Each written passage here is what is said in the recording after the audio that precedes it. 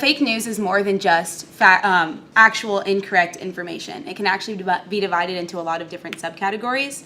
The first one is real facts presented in the wrong context. And the second one, which is a lot of times most often, is misuse of the data, where the story will offer eye-catching findings that don't actually apply to you when you look deeper to what it's written on. This gets a lot of people caught up because they're like, oh, that's exciting, but the data is being used wrong. Then we have satire disguised as true journalistic content and slanted and biased pieces. So here's another question. Raise your hand if you think that you can spot fake news.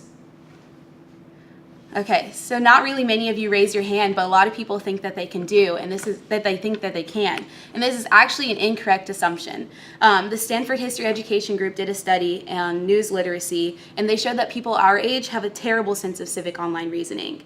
Many of their participants even performed poorly when asked to distinguish between real articles and native ads, which are ads disguised as actual content. And this is one of the activities that the participants were given. So fake news is the biggest problem facing the modern news industry, and its biggest target is all of us. With that in mind, we're going to do a little bit of an activity. So I'm going to show you guys a portion of a story, and I want you to raise your hand if you think it's fake.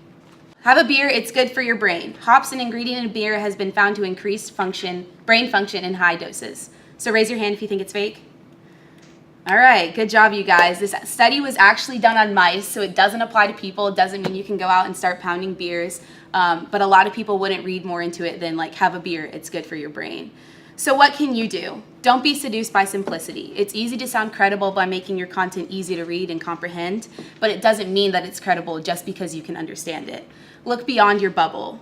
Be curious. Education alone sometimes isn't enough to sway people from their beliefs, and curious people are more likely to accept scientific knowledge in a more balanced way.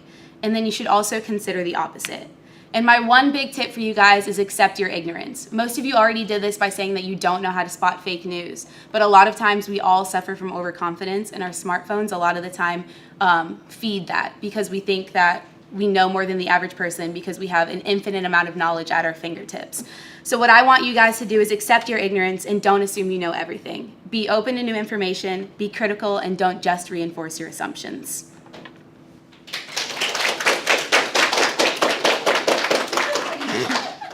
Well done. That was a great face for the camera.